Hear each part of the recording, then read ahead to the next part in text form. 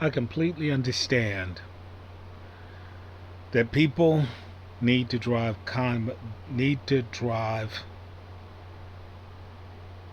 controversy to get clicks, to get views. I understand that.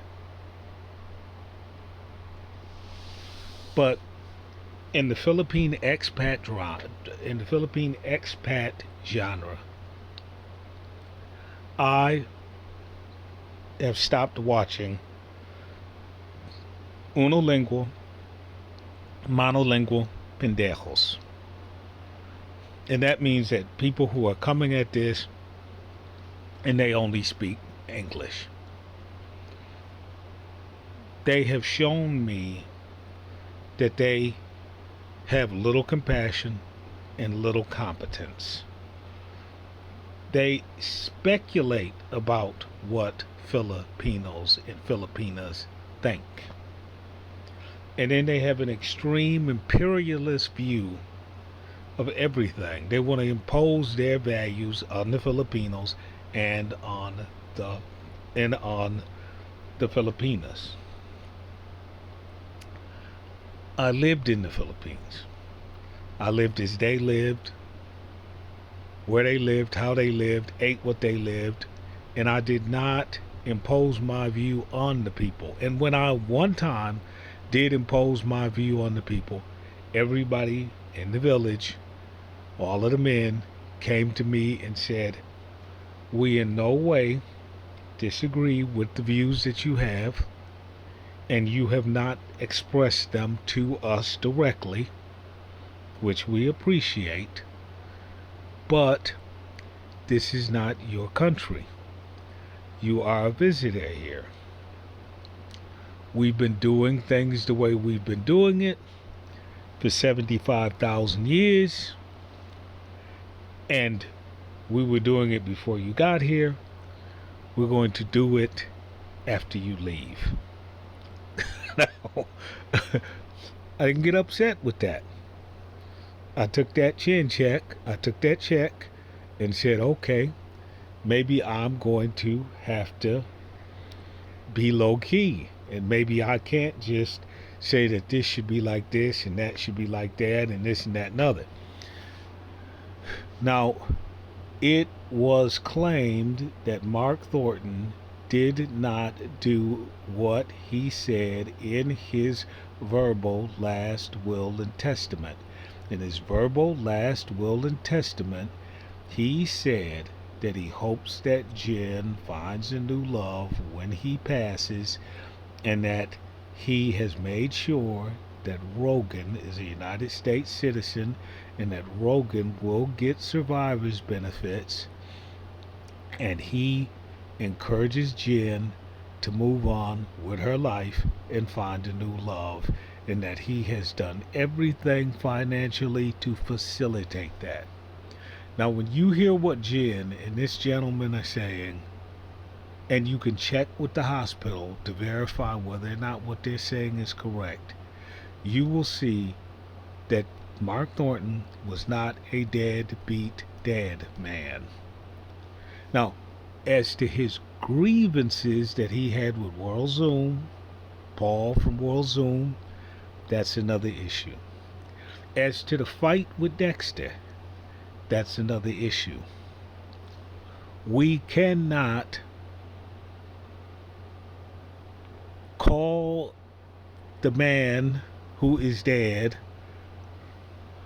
on the carpet about those two incidents, even though he probably was the most wrong in both cases. But there's nothing that we can do about it. We have to move on. But if we are making videos and trying to say that this guy is a deadbeat dead man, that's a problem.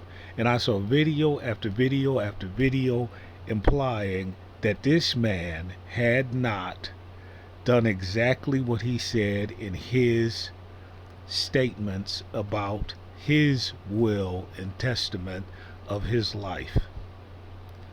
Again, I understand what Rob from Rob's Coffee Shop is saying. Don't have a child with a young Filipina. everybody get a vasectomy, everybody use condoms. I understand all of those arguments. I even practice that preaching. But again, women, all women, can have a separate agenda from a man, and that is perfectly legitimate. A woman who wants to have a child cannot get pregnant by herself. I've heard so many women say to me over the course of life, yes, I have a baby. Yes, I'm a single mother, but that was my desire. What I needed was a sperm donor. Now, I'm sitting up here, and when I was young and I'd hear a woman make that statement, I was like, what? How can you think that way? And nobody wants to credit a woman for thinking that way. My brother, he was very close to my mother, far more than I was. And he told me that my mother said that her only goal in life, her only goal was to have children. She didn't say that her only goal was to have children and provide for them. She didn't say that her only goal was to have children and educate them. She did not say that her only goal was to have children and form a family, a traditional family with them. She said her only goal was to have children and as many as possible. Well, now, I land in Newfoundland, in the New World, on a ship. So I land on a ship in Cuba, in fact, with Columbus. Should I burn all ships in Europe and make sure that no one else can land in the New World? Should I burn all ships? Just because I've arrived, and so therefore I'm going to burn all ships. And that's essentially what everyone has been doing. They want to burn all ships. They've made a decision in their life, like I've made decisions in my life. But then they want to point to the other guy and tell him, hey, look, I burned my ship. You should have burnt your ship also. That means that we're not taking into consideration what Jen wants. Jen loves Rogan. Jen wants Rogan. Jen wants to be the mother of Rogan.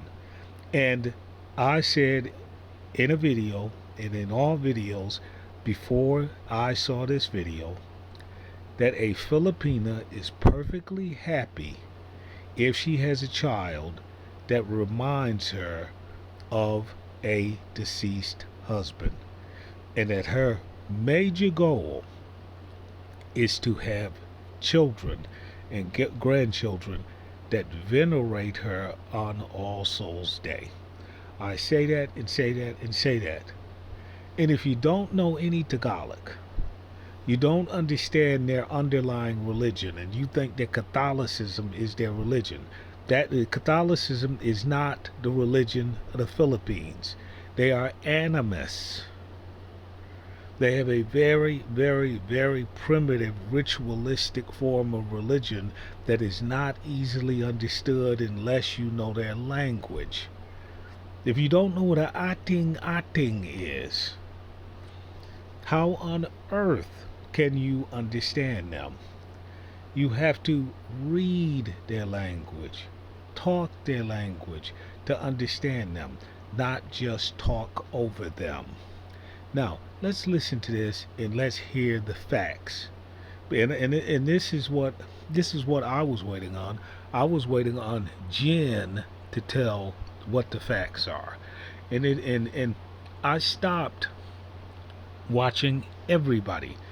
I'll no longer watch those who said something positive about Thornton. I'll no longer watch those who said something negative about Thornton.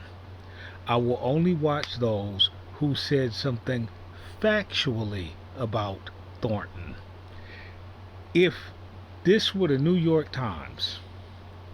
And the New York Times said something good about this man.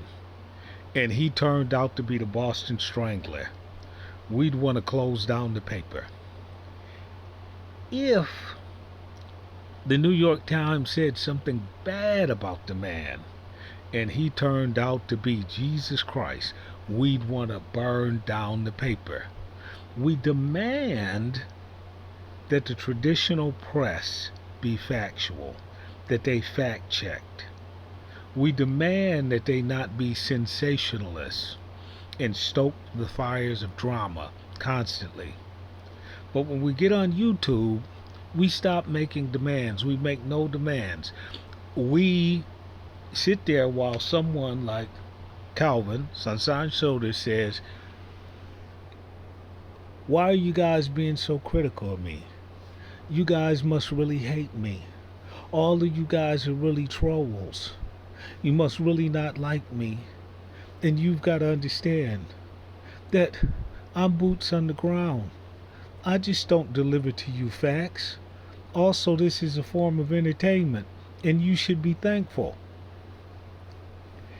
If you're going to come to Mexico, and it damn well could cost you your life, and I know how much it costs to relocate to another country. For me, the cost of relocation was over $25,000. And I have nothing. But it cost $25,000 to make the move. Why? Because I had to buy everything. Everything. Now, I carried a lot of stuff with me, but that was mostly books, weights, bikes. But then I had to buy new bed, new refrigerator, new this, new that, new, and you got the expense of driving. So if someone is contemplating coming to Mexico and I'm not telling them how much the real costs are, but I'm on YouTube advising them, and then I say, well, I don't have to be accurate. I only have to be entertaining. See what I'm saying? Someone in the comment section should not have to say, hey, you know what? In Mexico, the U.S. State Department says that people are basically being held hostage in Mexican hospitals for non-payment. Is the same thing going on in the Philippines? And then you find out that people in the Philippines are being held hostage in the hospital for non-payment. But you say, I've researched this, I've looked at this, I'm boots on the ground, I know what I'm talking about. And then you're talking about something that's absolutely critical. And then when you get in a situation where a man is in the hospital, he's about to have a widow, and he's left a child, an orphan child. Not, well, his mother's still with him, so not a complete orphan, but his father was important. And then you don't even address the hospital bill. You say flowery, glowing comments all about yourself. People hated Mark Thornton, but damn, they hate me too, and why are we hated? That's not the issue. The issue is that people are coming to you for advice about moving to the Philippines, and it's going to cost them a significant amount of money. When I see someone in Mexico, I have to tell them, if they're contemplating coming to Mexico, how much it's going to cost them. I just tell them honestly. Just because Mexico is close to the United States doesn't mean that it's not expensive. When people ask me about Brazil, I tell them honestly. I say, if you think the cartels in Mexico are bad, you get to Brazil and you'll find out that the crime is so bad that it's unlivable. It's like one of my little Brazilian sweethearts, she described it this way. She said, "E gente aqui Gente aqui em São Paulo, eles vão roubar você. Ou roubar qualquer pessoa. E quando eles roubar, você vai andar à casa somente com calzones. Sem sapatos, sem camisa, sem pantalones, somente em camisas. And what she said is, look, you get robbed here in Sao Paulo, your ass is gonna walk home without your pants, without your shirts, without your shoes, and you're gonna walk home in your underwear. If they let you walk home and don't kill you. Okay, now, I have to be honest and tell people that that's the way it is. So, people in Brazil, they're listening to you, just like people in Mexico, they're listening to you. And when they don't hear Portuguese, you're a target. People in Mexico, when they don't hear Spanish, you're a target. So, how am I going to tell you something like, oh, just learn it when you get there? It's the same way in Angeles City. Been there, so I know. Got kidnapped in Angeles City, so I know. It was a friendly kidnapping, but still, if I had caused trouble, I would have died. So, it's absurd to be running around telling people that, hey, you can just go to the Philippines and all you have to do is just have English. I have people that are running around telling people you can go to Brazil and you don't need any Portuguese. People are talking about you can go to Mexico and you don't need any Spanish. Nonsense. Nonsense. Let this lady talk. I remember just saying in a moment, because obviously it was a difficult time. I'm like, they have everything organized. It reminded me like when you have a baby and you have your baby bag and you have all the stuff in there for when you have a baby. So when we got to the emergency room, this is what Mark had laid out. He had copies of his passport, copies of his driver's license, copy of all his medicines that he was taking, his doctor's names and phone numbers. He even had information on this debit card was for paying the doctor. This debit card is for Jen and Rogan. Just very, very organized, and it made things so much easier. So, some good that can come out of this video is I'm not that prepared. And I think a lot of us aren't. Having all information in one area. It was that folder that you had with all the file folders in it. Amazing. So, Mark, thank you for that. Thank you for having all that information together, because it made things for Jen so much easier. Right? Yeah, it is. Copies of your marriage certificate. Yeah. And they asked for that. They asked for a copy of the marriage certificate. Health insurance. And health insurance. And she just opened up this folder and just pulled it right out, and he had copies of everything. So, just amazing. Also, with the payments, he had it very specific, and we had people behind us maybe walking back and forth, and that's okay, making a little bit of noise. Don't even know if you can hear the noise, but that's okay. I mean, we're just doing a video, just trying to pass along information. But very, very organized, and it helped a lot. And what Jen also did, which I thought was pretty amazing, is, she put so much down per day. At the hospital. So unfortunately, when Mark passed, he only had a little tiny bill left, and then they just finalized it. Cover the insurance. Yeah. The last payment. The last payment. So she had everything paid up. And then the insurance just paid the last bit at the end. So, kudos to Mark for doing that.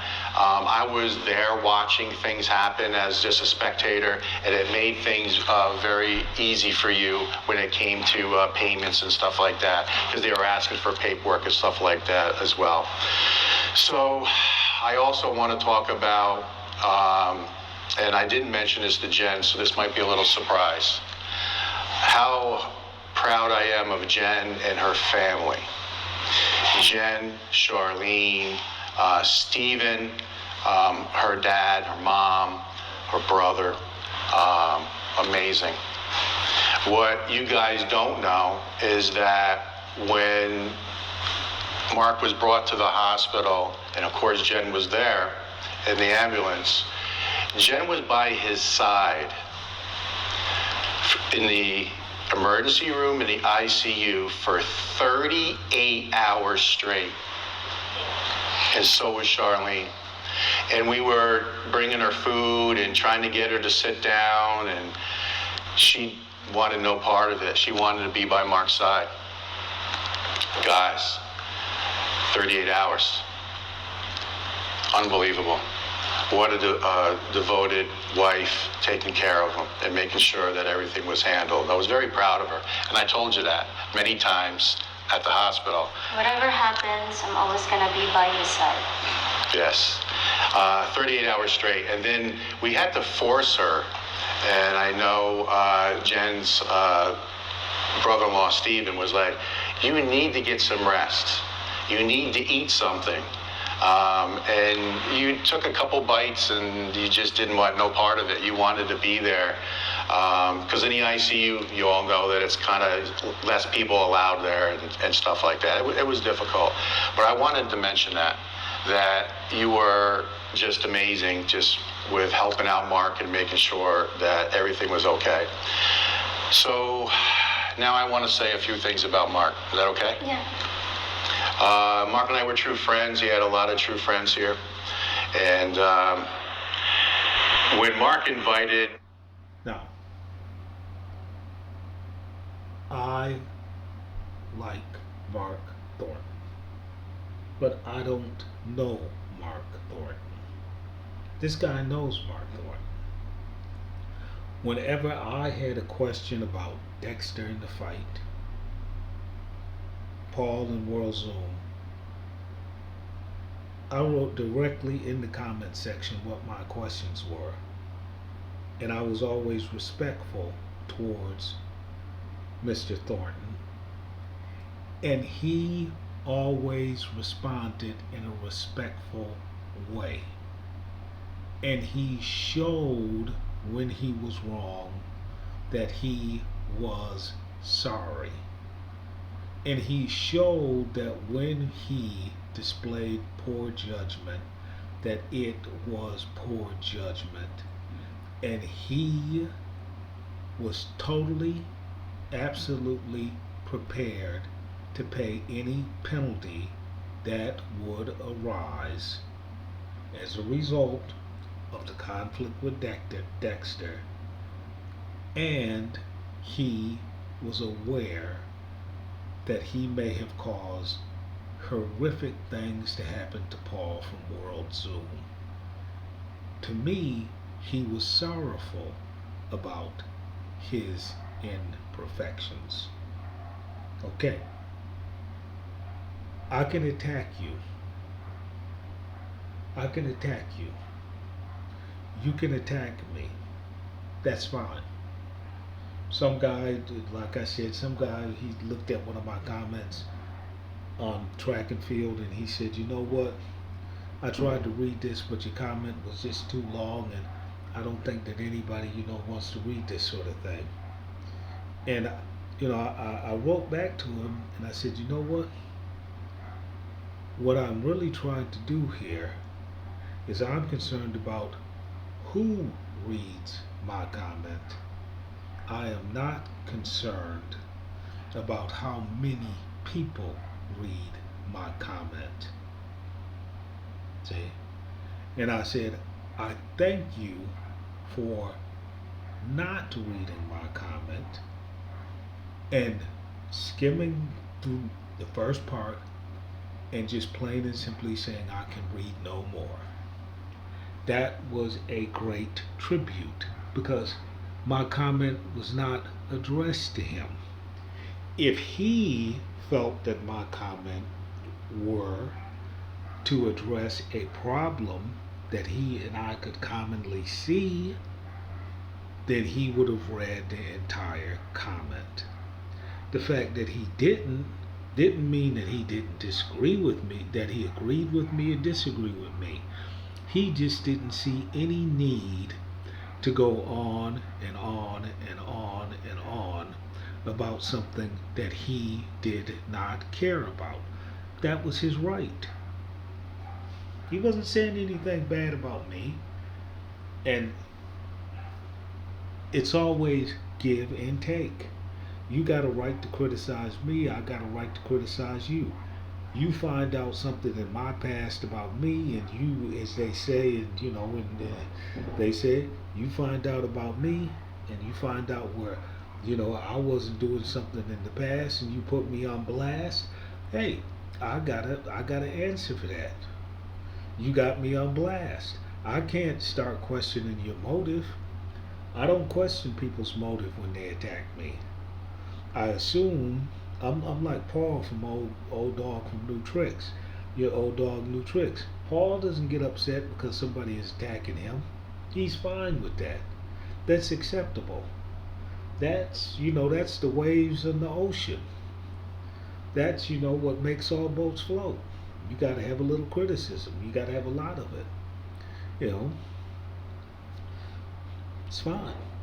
Now, we've gotten through the facts, and I hope that all of the people, and I'm not going to be watching them, so I don't know and I don't care. You know, I don't know and I don't care because repeatedly I've seen this. Elliot Eastman. Oh, Elliot Eastman was lending money, and that's what caused his demise. No evidence cited. No evidence whatsoever. Oh, definitively, Elliot Eastman's wife was in on it. No evidence. None. None. Then, when it comes to legitimate criticism, Calvin has kids that are in the United States, and his wife was on TV with this guy who has some this guy who has some questionable values, and here's the lady on TV. Okay, now everybody is in the wrong. You got the evidence. You show pictures of the kids. You show the guy on TV. You show Calvin's wife on TV, and they're in on TV, and they're on TV defrauding someone, both of them, and you're actually showing this, and now you're wrong for mentioning this when the only thing that you're mentioning are facts that are going on in a public court. And then Calvin is screaming, "Oh, you're using facts against me."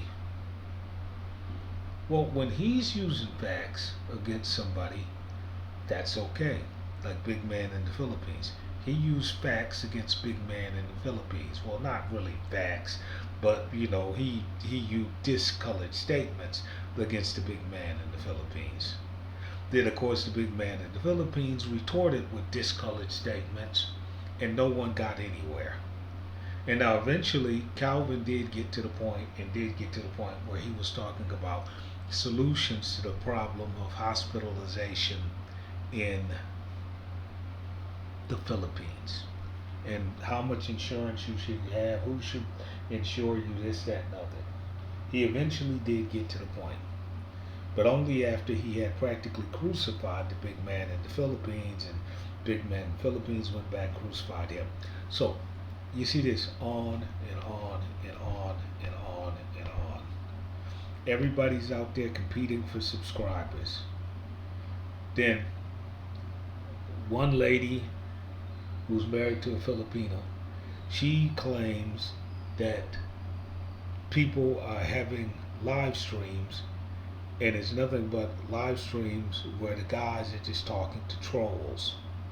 So if someone subscribes, doesn't ever criticize you, doesn't ever question you, writes a short comment, that person is not a troll. If someone has any question, whether it be a bad question or a good question, like, okay, you told me to go over on Main Street. I went over to Main Street and they were not selling what you said at the market on Main Street, um, what happened? You even ask a question like that. Now, all of a sudden, you are a troll. You're a troll. And I've never known what a troll is, and I'm one, I guess. You know, you write a long comment, you're a troll. You say anything that the person doesn't like, you're a troll. Now, I don't have any followers. But if someone says something negative towards me, the only thing that I can do is do what Sabrina Harstenfeller does. That's why she's my favorite. Is she gets in there and sticks to the issue. She sticks to the issue.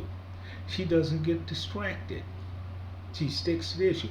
I never will forget, on my Facebook page, the image that I have on my Facebook page is Sabrina Harstenfeller when she was singing, and she's in an angelic nurses. She's dressed up like an angel.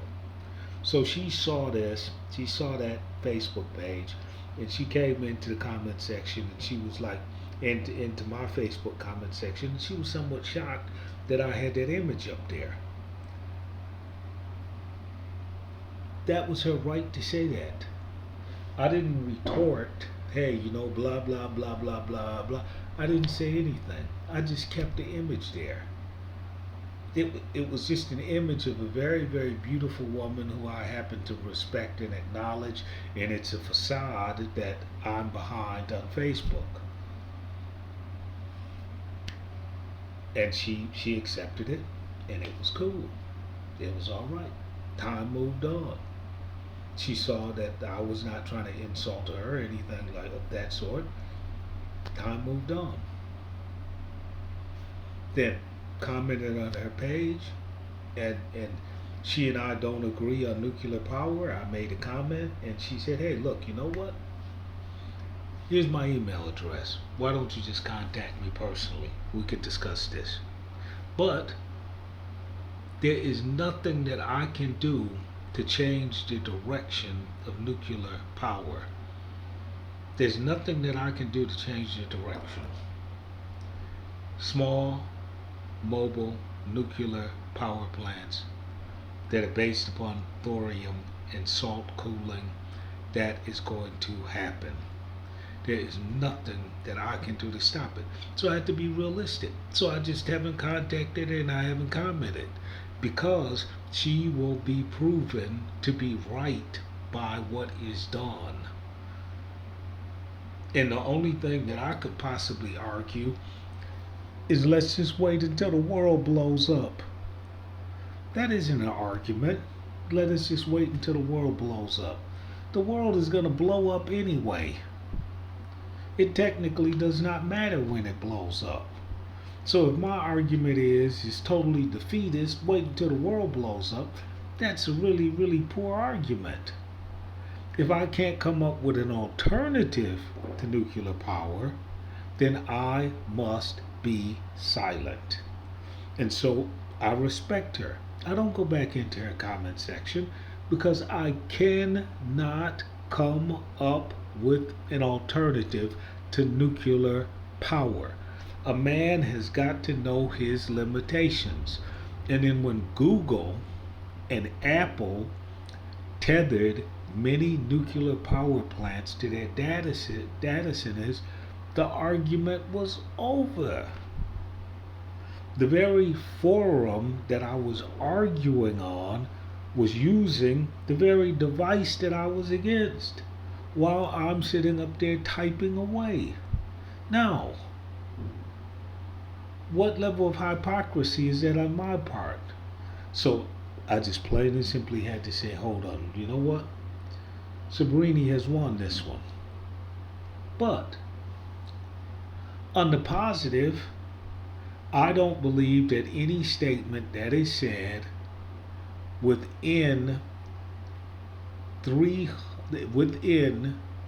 curtain of 380,000 of the first years of the expansion from some point that may have been the Big Bang, I don't believe that anything that is said within that point is anything more than a deistic fiction. And I said that in comment sections. And you know what? Sabrina Hochtenfeller agrees.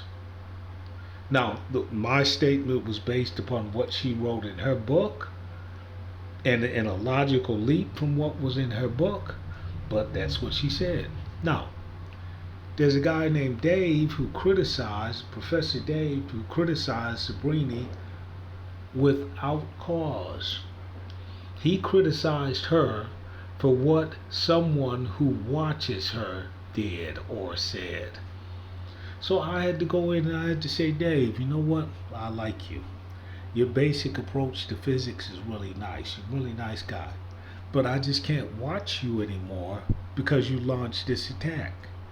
You should not attack the person that is making the video when in no way do they agree with the people that are making the comments. You can't say that she's plowing the field for these critics. You can't make that claim. So, I had to bow out. I had to say, hey, this is too much. Now, if Dave would have come back and explained himself and he would have apologized and he would have said, hey, you know what?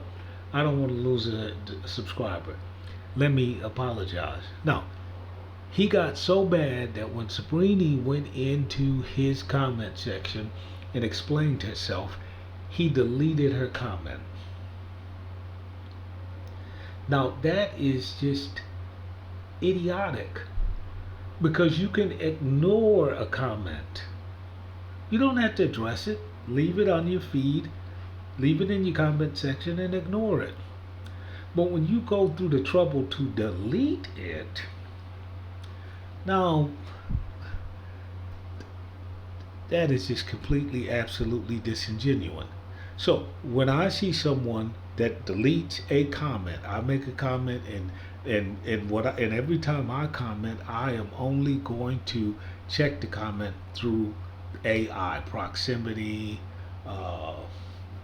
Gemini, Meta. I'm going to check the comment and give a point and counterpoint. I'm not going to claim that I am right. It's going to be point and counterpoint. So when you delete my comment, now you can say, hey, I deleted your comment because of the length. I don't want any long comments. Fine. You can say, you can give me the reason why you deleted the comment. That's fine. I can accept that. It's your Facebook page.